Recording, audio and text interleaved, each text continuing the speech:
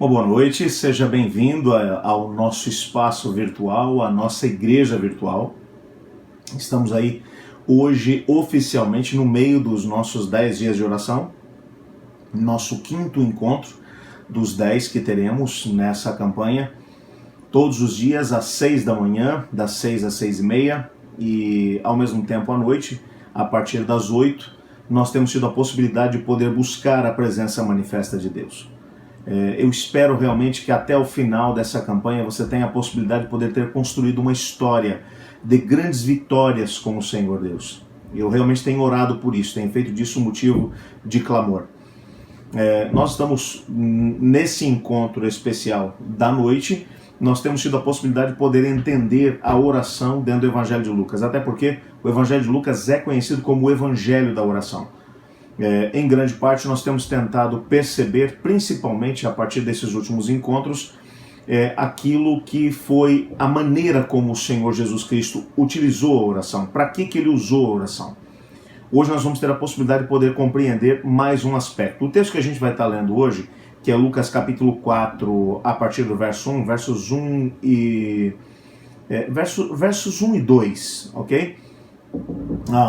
Ele pode ser, num primeiro momento, compreendido à luz daquilo que foi a tentação de Cristo Jesus. Mas eu quero fazer uma abordagem aqui apenas na primeira parte desse texto, ok? E aí a gente vai conversar um pouquinho sobre ele. Vamos ler o texto, na sequência vamos fazer uma oração e conversar sobre o texto. Eu estou usando para a leitura desse texto a Nova Versão Internacional da Bíblia. O texto é assim: Jesus, cheio do Espírito Santo, voltou do Jordão e foi levado pelo Espírito ao deserto, aonde durante 40 dias foi tentado pelo diabo. Não comeu nada durante esse tempo e ao fim deles teve fome. Só até aqui. Vamos fazer uma oração? Obrigado, Senhor Deus, por Tua palavra. Sabemos que nela podemos encontrar os princípios necessários para podermos estabelecer uma vida de oração. Ajuda-nos a compreender esse texto e aplicar os seus princípios para a nossa vida. Fala conosco agora, Espírito Santo, pois é o que oramos em nome de Jesus. Amém. Antes de falar sobre o texto propriamente dito, eu queria que você tentasse construir junto comigo uma imagem daquilo que foi a maneira como o Senhor Jesus Cristo encarou os diversos desafios durante o seu ministério. Antes de poder falar sobre o texto, eu queria que você tivesse uma visão geral do todo, ok? Ontem nós tivemos a possibilidade de poder estudar sobre o batismo de Jesus. Nós vimos que Jesus estava na cidade de Nazaré, a cidade onde ele foi criado. O Lucas ele vai mencionar que Jesus estava lá aos 12 anos. Dos 12 até os 30 anos, nós temos um grande silêncio na Bíblia. E eu gosto muito daquela frase que diz que aonde a Bíblia faz silêncio, nós não deveríamos ter ouvidos para poder ouvir, ok? A Bíblia não fala nada sobre esse período, tem muita especulação em cima desse fato. O que sabemos é que quando João Batista começou o seu ministério, começou a pregar e a batizar lá no Jordão, esse era o sinal que Jesus estava esperando, porque o Espírito Santo já ali havia comunicado de que era o tempo dele poder começar o seu ministério. Nessa perspectiva, ele vai até o Rio Jordão, é batizado por João Batista, logo depois do batismo, ele mal é levantado da água. Lucas diz que ele começa a orar, e então o céu se abre, do céu o Espírito Santo vem sobre ele, e ao mesmo tempo o Pai declara a aceitação dele como filho. Então, nessa perspectiva, o ministério dele vai começar. Lucas não menciona o que acontece logo depois. Lucas já pula diretamente do momento em que ele é batizado para esse momento quando ele vai para o deserto. João vai dar um detalhe a respeito desse texto. O Evangelho de João vai dizer que nesse meio tempo, logo depois dele ter sido batizado, no dia seguinte, João Batista vê Jesus passando pelo meio do caminho e cheio do Espírito Santo, aponta para ele e diz: esse é o Cordeiro de Deus que tira o pecado do mundo. Logo depois de ter apontado Jesus como Cordeiro de Deus, ou seja, como um Messias, alguns dos discípulos de João Batista chegaram até Jesus e disseram: mestre, aonde moras? Aonde é que atendes? E Jesus olhou para eles e disse: venham e vejam. E eles foram e ficaram com Jesus aquele dia todo. O fato é que eles nunca mais deixaram de seguir a Jesus. E é depois desse evento que vai aparecer esse episódio do deserto. E o mais interessante é que o texto vai deixar claro, o Espírito de Deus veio sobre Cristo Jesus, só relembrando aquele detalhe que nós já havíamos mencionado, vale a pena ler o texto novamente. O texto de Filipenses capítulo 2, a partir do verso 5, que diz assim: seja a atitude de vocês a mesma de Cristo Jesus, que embora sendo Deus, não considerou que o ser igual a Deus era algo a que devia pegar-se, mas esvaziou-se a si mesmo, vindo a ser servo, tornando-se semelhante aos homens, e sendo encontrado em forma humana, humilhou-se a si mesmo e foi obediente até a morte e morte de cruz. Esse texto está mostrando que Jesus ele viria, na verdade, como segundo Adão. E como segundo Adão, ele não deveria ter nenhum tipo de vantagem em relação ao primeiro. Porque senão, o próprio inimigo poderia dizer que ele venceu, mas venceu porque era Deus. Então ele não usou o seu poder enquanto Deus para poder vencer a luta, o embate entre as forças do mal, e ao mesmo tempo para poder pagar o preço exigido pela quebra da lei de Deus, para poder resgatar o ser humano. O fato é que Jesus Cristo, como ele veio em forma humana, ele só poderia usar aquilo que estaria à nossa disposição. E o que está à nossa disposição, e deixe-me ser muito franco a respeito disso, e que nós pouco utilizamos, é exatamente a guia, a orientação da terceira pessoa da Trindade Divina. O Espírito Santo foi dado a nós, para que nós tenhamos a possibilidade de poder ser dirigidos por Ele. É Ele quem nos orienta, é Ele quem nos guia, é Ele quem nos mostra qual é o propósito do Senhor Deus para a nossa vida. Jesus Cristo, na qualidade de segundo Adão, ele entendia, o Espírito Santo foi lhe revelando o plano eterno que ele mesmo havia elaborado juntamente com o Pai e com o Espírito Santo. O Espírito Santo, portanto, foi o companheiro, o grande companheiro de Cristo Jesus enquanto ele esteve aqui na Terra. Então veja, no momento em que o seu ministério está para poder começar, ele vê na pregação do João Batista, ele vê exatamente o elemento que marcaria, que o Espírito Santo já tinha dito, que marcaria o início do seu ministério público. Então ele vai até o Rio Jordão para poder ser batizado. Depois do seu batismo, João o aponta como o Cordeiro de Deus. Alguns discípulos vêm até ele, perguntam onde é que ele atende, passam o dia com ele, ficam realmente impressionados. E agora, a partir desse momento, pessoas começam a se agregar a ele. E é claro que a grande pergunta agora de todos era: o que você quer fazer? Nós vamos contigo. Mas para onde você vai? Aonde você vai começar o seu ministério? O que você vai fazer? Então entenda que, nesse momento, Jesus, ele cheio do Espírito Santo, ele vai para onde? Ele vai para o deserto. Vai para o deserto para quê? Para poder entrar numa comunhão íntima com o Pai, para que através dessa comunhão íntima, ele tenha a possibilidade de poder compreender quais são os passos que ele tem que dar a partir desse momento. Ele está, na verdade, está procurando descobrir o projeto que o céu tinha para ele. Eu quero só te lembrar que ele não está aqui agindo enquanto a segunda pessoa da Trindade Divina. Ele está agindo como segundo Adão. E como segundo Adão, para descobrir o propósito que tinha sido pré-estabelecido para ele mesmo, ele precisava entrar em comunhão com o Pai. E para entrar em sintonia com o Pai, ele se utiliza de duas ferramentas. É bem verdade que o texto aqui não usa a palavra oração, mas fica subentendido pelo texto, porque o texto vai dizer que Jesus, cheio do Espírito Santo, voltou do Jordão, foi levado pelo Espírito Santo ao deserto, onde durante 40 dias foi tentado pelo diabo, não comeu nada durante esses dias, e ao fim deles teve fome. O texto está deixando claro que ele foi para um período de jejum. E obviamente que o jejum é o amigo mais próximo da oração. É o companheiro mais íntimo da oração. Se a oração é uma atitude de busca daquilo que é a vontade de Deus, o jejum é uma potencialização ainda da oração. O jejum é nada mais nada menos do que a fome de Deus. Quando você tem fome de Deus, quando você tem pressa em poder descobrir qual é o propósito de Deus para a sua vida. E a gente tem que desmistificar aqui algumas coisas. Algumas pessoas olham para o jejum como um jeito de poder mudar o coração de Deus. O jejum não muda o coração de Deus, assim como a oração também não muda o coração de Deus.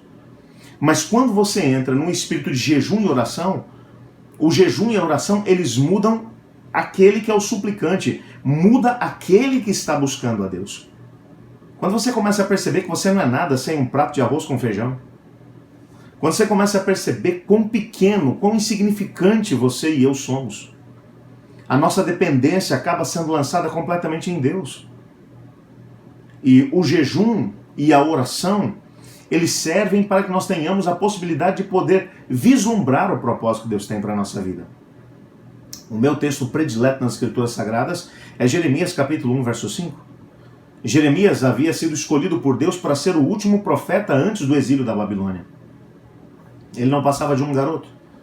No máximo 17 anos, entre 15 e 17 anos. Quando o Senhor Deus o chama, ele fica desesperado e ele usa uma série de argumentos dizendo que ele é novo demais, que ele não sabe falar, que tem gente melhor que ele no país. E Deus diz para ele: eu vou te dizer quando foi que eu te escolhi. Antes que você fosse formado no ventre materno, eu te conheci. Antes que você saísse da madre, eu havia escolhido para ser o profeta nessa época, nessa geração. Mas é claro que Jeremias era livre para poder escolher seguir o plano de Deus ou não. O fato é que, para podermos às vezes descobrir o grande propósito do Senhor para a nossa vida, esse propósito pré-estabelecido, antes que nós colocássemos o nosso pé no palco dessa vida, o Senhor Deus tinha um propósito para nós. Ele permitiu que vivêssemos nesse tempo, nessa geração, porque Ele tinha um plano pré-estabelecido, um lugar aonde Ele gostaria que nós atuássemos enquanto seus representantes. É claro que nós sempre somos livres para poder seguir o plano de Deus ou o nosso. Livre-arbítrio, liberdade de escolha, chame você como quiser. O fato é que esse é o maior poder que Deus colocou à disposição do ser humano. A liberdade de poder escolher o nosso caminho, de escolher o nosso destino. Através das nossas escolhas, nós determinaremos se seremos vitoriosos ou fracassados, se seremos felizes ou infelizes. Até porque nós precisamos desmistificar aqui alguma coisa. Felicidade não é o acúmulo de bens como algumas pessoas acham, ou o acúmulo de sensações prazerosas. Felicidade é a junção da nossa vontade, da nossa escolha, com o plano maravilhoso pré-estabelecido por Deus para a nossa existência. Quando o plano de Deus se torna uma realidade em nós, então nós temos a possibilidade de poder alcançar a realização plena. Porque então nós descobrimos a razão pela qual nós fomos colocados no palco dessa vida. Por que o Senhor Deus permitiu que nós viéssemos à existência nesse tempo e nessa geração? Por mais que algumas pessoas acreditem que são apenas o fruto do acaso, mas a Bíblia deixa claro que nenhuma pessoa, absolutamente nenhuma pessoa, vem à existência sem que o Senhor Deus permita, sem que o Senhor Deus tenha um propósito para essa mesma pessoa. Mesmo antes que seus pais tenham pensado em trazê-lo à existência, o Senhor Deus já tinha um propósito pré-estabelecido para a sua vida. Mas você é livre para poder seguir esse caminho ou um outro caminho. O fato é que nós já sabemos de cara que quando escolhemos seguir um caminho diferente daquele que é o caminho proposto por Deus para nós, isso vai terminar em maldição, vai terminar em infelicidade, vai terminar de maneira ruim. É por isso que quando nós vemos o Senhor Jesus começando o seu ministério, Ele tem agora pessoas que querem segui-lo. E a pergunta óbvia que todos estão fazendo a Ele é: para onde vamos? O que vamos fazer? Qual vai ser o próximo passo? E antes de poder responder às pessoas, Jesus separa 40 dias. E Ele vai para o deserto, cheio do Espírito Santo, para poder entrar numa comunhão mais íntima ainda com o Pai e ao mesmo tempo com o Espírito Santo, para poder descobrir qual é o propósito que o Senhor Deus tem para ele. Qual o próximo passo? Ele sabia que havia sido chamado para poder, ou que havia vindo à existência como Messias. Ele sabia que iria até a cruz, mas de onde ele estava até a cruz, o que é que ele deveria fazer? É por isso que quando nós olhamos no Evangelho de Lucas, o Senhor Jesus sempre, antes de poder tomar uma decisão, de tomar uma postura, de decidir se ele vai para Jerusalém, se vai ficar na Galileia, se ele vai passar por Samaria, se ele vai para as cidades de Tiro e de Sidom, antes de poder tomar cada passo, ele gasta tempo em oração. É Lucas quem vai mostrar isso. E antes de poder começar o seu ministério, provavelmente algumas perguntas estavam em sua mente. Ele já estava na Judéia. Agora, ele iria para onde? Ele iria para Jerusalém, a capital do reino de Judá? Ele iria, ou o centro religioso do país, onde estavam as maiores autoridades? Ele iria para a Galileia, onde havia a maior miséria e ao mesmo tempo a maior quantidade de pessoas necessitadas? Ele iria para a Samaria? Ele iria para onde ele iria? Quem seriam as pessoas que ele agregaria para poder estar junto com ele? Ele agora vai entrar em jejum e oração para poder tentar descobrir qual é o grande propósito que o Senhor Deus tem para a sua vida. E é exatamente nesse momento, eu quero que você compreenda isso, é exatamente nesse momento e nesse contexto que começa a acontecer aqui uma grande luta. Porque quando uma pessoa decide buscar o conselho da parte do Senhor Deus, quando alguém decide descobrir qual é o grande plano que o Senhor Deus tem para a sua vida, existe uma força contrária, existe um inimigo. Nós estamos num planeta que está em franca rebelião contra o governo do céu. O nosso arqui-inimigo, Satanás, que é o líder da rebelião, tudo que ele mais odeia é que uma pessoa busque descobrir qual é o plano que Deus tem para a sua vida. E ele vai entrar em cena para tentar desviar a pessoa daquilo que é o propósito do Senhor Deus. Nós não temos tempo para poder desdobrar esse assunto aqui hoje, mas se você der uma olhada nas 3 tentações que o diabo apresentou diante do Senhor Jesus, o objetivo dele era desviar o Senhor Jesus daquilo que era o propósito do Pai para a sua vida. Mas em cada uma das situações, tendo como base a Bíblia, a palavra de Deus, o Senhor Jesus respondeu: está escrito. Estava claro para ele o que ele deveria fazer. Quando os 40 dias terminam no deserto, e Jesus sabe exatamente para onde ele tem que ir, ele sabe exatamente o que tem que fazer, e ele sabe que não será fácil, mas que ele não estará sozinho, que o Espírito Santo de Deus estará junto com ele. E é cheio do Espírito Santo que ele agora vai sair dali daquela região, da região do deserto da Judéia, e vai seguir o seu caminho na direção de Nazaré, aonde ele vai fazer o seu primeiro sermão enquanto Messias. Mas como é que ele descobriu para onde deveria ir? Entrando na presença de Deus. Se há uma coisa que eu gostaria que você tivesse a possibilidade de poder buscar, de tentar entender durante esse tempo em que estamos orando, que estamos buscando a presença de Deus, tente descobrir, pergunte ao Senhor: Senhor, qual é o teu propósito para a minha vida? Nesse tempo estamos vivendo uma grande crise, uma grande pandemia. O que é que o Senhor espera de mim? Que postura o Senhor espera que eu assuma? Qual é o seu propósito? Eu fico tão preocupado quando eu vejo boa parte do mundo cristão hoje mais preocupada em poder conseguir ganhar a sua vida nesse mundo, através do trabalho, através dos seus afazeres, com a vida tão envolvida que não tem mais tempo para Deus. Não tem mais tempo para se envolver na obra do Senhor. Talvez se nós gastássemos mais tempo com a Bíblia, a palavra de Deus, e ao mesmo tempo buscando do Senhor orientação através da oração, do jejum, nós teríamos um posicionamento diferente diante daquilo que é o reino de Deus que está se estabelecendo. Irmãos, o que nós vamos dizer para o Senhor Jesus quando ele chegar? Senhor, eu queria ter me envolvido mais dentro da tua obra, mas eu não tive tempo. Senhor, eu não sabia que o Senhor queria algo mais de mim. Se nós tivermos a coragem de dizer isso a ele, ele vai dizer: se você tivesse perguntado, eu tinha te dito. Se você tivesse me pedido, eu teria revelado a você o grande plano, o grande sonho que eu tenho para a sua vida. Quando olhamos para a Bíblia, nós vemos algumas pessoas com tanto potencial, mas que acabaram deixando de poder seguir o potencial que Deus tinha para eles e acabaram tentando seguir os seus próprios caminhos. Saul é um grande exemplo. Deus o escolheu como o rei de Israel. Deus o escolheu. Viu nele os predicados para que ele, bem como o restante da sua família, fossem os líderes do seu povo. Mas usando seu livre-arbítrio, Saul escolheu fazer as coisas do seu jeito. Jeroboão, filho de Nebate, primeiro rei do reino do norte, quando o reino de Israel foi separado do reino de Judá, foi escolhido por Deus. O profeta Aías foi até ele e disse: Deus te escolheu e te deu 10 das 12 tribos. Mas tão somente seja fiel ao Senhor, o seu Deus, siga o caminho do Senhor. No momento em que ele se estabeleceu e se firmou como rei, ele abandonou o caminho do Senhor, e isso foi uma tragédia para si mesmo, bem como para a nação de Israel. Todas as vezes que nós olhamos para a Bíblia mostra pessoas que se deram bem, pessoas que alcançaram grandes realizações, mas foram pessoas que gastaram tempo na presença de Deus, tentando descobrir qual era o propósito de Deus para a sua vida. Eu posso dizer a vocês que é difícil negar o próprio eu e tentar descobrir o projeto de Deus para si mesmo. A minha vida foi uma vida de grande luta para poder aceitar o propósito de Deus para a minha existência. Houve momentos em que eu fui tentado a seguir o meu próprio caminho. Eu sempre gostei da área de gastronomia, trabalhava gerenciando um restaurante vegetariano na altura, em que Deus me chamou para o ministério pastoral. E durante 2 anos eu lutei contra esse chamado.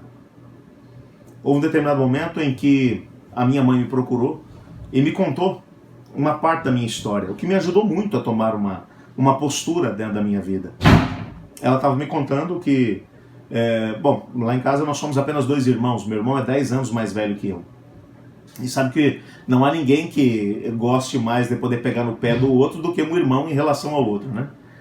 E o meu irmão, em determinado momento, me disse assim, olha, eu vou te contar uma coisa. Eu devia ter por volta de uns 6, 7 anos, não mais do que isso. Eu vou te contar uma coisa. Eu escutei uma conversa do pai e da mãe, e nessa conversa eu descobri que eu fui planejado e que nasci exatamente na época em que o pai e a mãe queriam. Daí eu, obviamente, já disse, eu também. Diz, não, aí é que está a questão. Você não. Você foi o fruto de um acidente. O pai e a mãe não queriam que você nascesse. Mas você insistiu em nascer. Foi isso que eles falaram. Eu, cheio de indignação, fui até a cozinha onde estava minha mãe e falei assim, mãe, o meu irmão está mentindo. Ela disse assim, o que ele está dizendo? Ele disse que você e o pai planejaram a data em que ele ia nascer e ele nasceu na época certa. E a minha mãe me disse, não, mas isso é verdade. Eu disse, não, a mentira vem agora. Ele disse que vocês nem queriam que eu nascesse, que eu fui um acidente. E minha mãe disse, mas isso também é verdade. Você pode imaginar como é que eu fiquei numa altura dessa, né? Eu fiquei enlouquecido. Eu disse, mãe, você me conta isso assim? Bom, meu irmão nessa altura estava feliz da vida, né? E minha mãe, percebendo a situação, ela disse, bom, mas o que ele não te contou é o que eu vou te contar agora. Por que é que eu não queria ter outro filho? Depois que o seu irmão nasceu, entre ele e você, eu tive um outro filho. E quando eu estava no 7º mês de gravidez, essa criança acabou falecendo. Eu perdi esse filho. E eu decidi que não queria passar por isso de novo. Por isso, quando você engravidou, eu e seu pai não tínhamos planejado. Realmente foi um acidente. Mas quando eu soube que estava grávida, eu fiquei com muito medo de poder perder você de novo. Perder um outro filho. E tudo que uma mulher grávida poderia ter de problemas durante a gestação, eu tive. Quando eu entrei em trabalho de parto, o teu pai não estava em casa, eu estava sozinho. Peguei um táxi e fui pro hospital. Deixei um recado com a vizinha para que eles fossem me procurar no hospital tal.